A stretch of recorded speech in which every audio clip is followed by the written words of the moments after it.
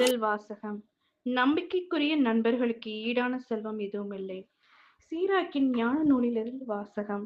அதிகாரம் 6 இறைவசனங்கள் 5 முதல் 17. இன்சொல் நண்பர் தொகையை பெருக்கும். பண்பான பேச்சு உன் மதிப்பை உயர்த்தும். அனைவரோடும் நட்புடன் பழகு. ஆனால் 1000-ல் ஒருவரே உனக்கு ஆலோசகராய் இருக்கட்டும். ஆய்ந்து நட்புக்கொள். நண்பரையும் விரைவில் நம்பிவிடாதே. தன்னலம் தேடும் நண்பர்களும் உண்டு. அவர்கள் உன் நெருக்கடியான வேளையில் உன்னோடு இருக்க மாட்டார்கள். பகைவர்களாய் மாறும் நண்பர்களும் உண்டு.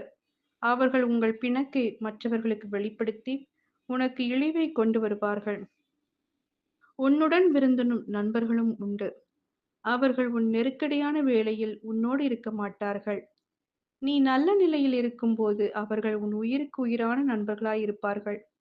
உன் பணியாளர்களை ஆட்டி படைப்பார்கள்.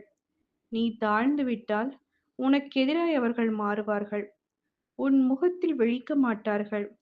உன் பகைவர்களிடமிருந்து விலகி நில். உன் நண்பர்களிடம் எச்சரிக்கையாய் இரு. நம்பிக்கைக்குரிய நண்பர்கள் பாதுகாப்பான புகலிடம் போன்றவர்கள். இத்தகைய நண்பர்களை கண்டவர்கள் புதையலை கண்டவரை போன்றவர்கள். நம்பிக்கைக்குரிய நண்பர்களுக்கு ஈடான செல்வம் எதுவுமில்லை. அவர்களது தகைமைக்கு அளவுகோல் இல்லை. நம்பிக்கைக்குரிய நண்பர்கள் நலம் அளிக்கும் மருந்து போன்றவர்கள். ஆண்டவருக்கு அஞ்சுவோரே இத்தகைய நண்பர்களை கண்டடைவர். ஆண்டவருக்கு அஞ்சுவோரே முறையான நட்பு பேணுவர். அவர்களை அடுத்தவர்களும் அவர்களைப் போலவே இருப்பார்கள். இது ஆண்டவரின் அருள்வாக்கு. இறைவா உமக்கு நன்றி. நற்செய்தி வாசகம். கடவுள் இணைத்ததை மனிதர் பிரிக்காதிருக்கட்டும். மார்க் எழுதிய தூய நற்செய்தியிலிருந்து வாசகம். அதிகாரம் 10 இறைவசனங்கள் 1 முதல் 12. அக்காலத்தில் இயேசு புறப்பட்டு யூதேய பகுதிகளுக்கும் யோர்தான் அக்கரை பகுதிக்கும் வந்தார். மீண்டும் மக்கள் அவரிடம் கூடி வந்தனர். அவரும் வழக்கம் போல் மீண்டும் அவர்களுக்கு கற்பித்தார். பரிசேயர் அவரை அணுகி, கணவன் தன் மனைவியை விலக்கிவிடுவது முறையா என்று கேட்டு அவரை சோதித்தனர். அவர் அவர்களிடம் மறுமொழியாக, மோசே உங்களுக்கு இட்ட கட்டளை என்ன என்று கேட்டார்.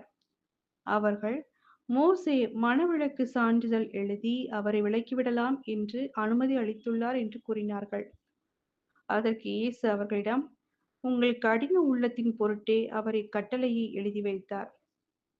படைப்பின் தொடக்கத்திலேயே கடவுள் ஆணும் பெண்ணுமாக அவர்களை படைத்தார்.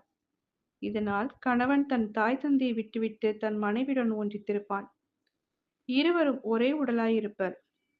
இனி அவர்கள் இருவர் அல்ல, ஒரே உடல்.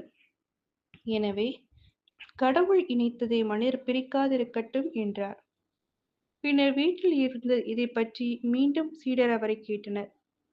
இயேசு அவர்களை நோக்கி, தன் மனைவியை விலக்கிவிட்டு வேறொரு பெண்ணை மணப்பவன் எவனும் அவருக்கு எதிராக விபச்சாரம் செய்கிறான். தன் கணவரை விலக்கிவிட்டு வேறொருவரை மணக்கும் எவளும் விபச்சாரம் செய்கிறாள் என்றார். இது கிறிஸ்துவின் நற்செய்தி. கிறிஸ்துவே உமக்கு புகழ்.